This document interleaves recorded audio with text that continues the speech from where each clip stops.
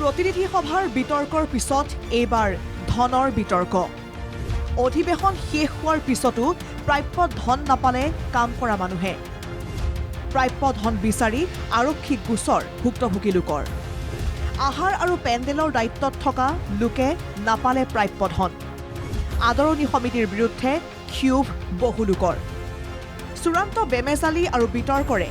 3 জানুৱাৰীত শেষ হ'ল অসম সাহিত্য সভাৰ দ্বাদশ বিশেষ বাৰ্ষিক পঞ্চৰত্ন গুৱাহাটী অধিৱেশন অসম সাহিত্য সভাক লজ্জানত আৰু কলংকিত কৰি একাংশই প্ৰতিনিধি সভাক কুৰুক্ষেত্ৰলৈ পৰ্যবেক্ষিত কৰিলে আদৰণি সমিতি আৰু কেন্দ্ৰীয় নেতৃত্বৰ সংঘাতৰ ফলশ্ৰুতিত বাতিল হ'ল বহুকেইটা গুৰুত্বপূৰ্ণ অনুষ্ঠানো ইমানখিনি বেমেজালি আৰু বিতৰ্কৰ পিছত অধিৱেশন শেষ হ'ল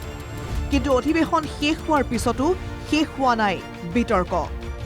প্ৰাপ্য ধন বিচাৰি এইবাৰ আৰক্ষীৰ কাষ চাপিবলগীয়া হৈছে অধিৱেশনৰ বিভিন্ন কামত নিয়োজিত একাংশ লোকে এইসকল লোক মঙলদৈ চিপাঝাৰৰ এওঁলোকৰ সৈতে প্ৰায় 63 গৰাকী পুৰুষ মহিলা আছিল অধিৱেশনৰ খাদ্য যোগানত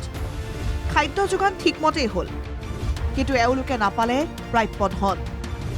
9,92,000 টকা পাব লগা আছিল এওঁলোকে কিন্তু এতিয়ালৈ পাইছে মাথো 1,80,000 টকা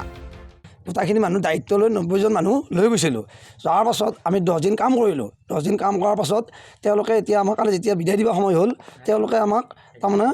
এই বিদায়টো নিদিয়ে চেক দিয়ে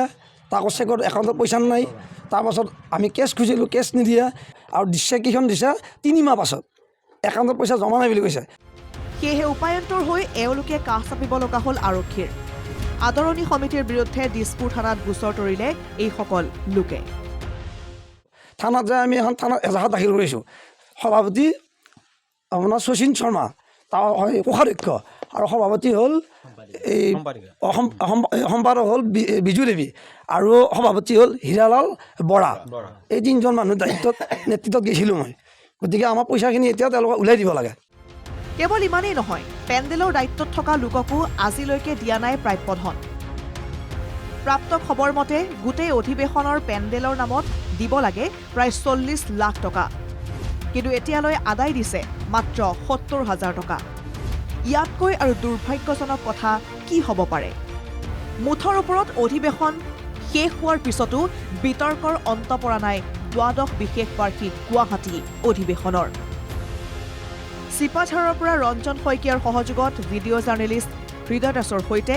বশিষ্ঠ দেৱ ফুকনৰ ৰিপৰ্ট NKTV+।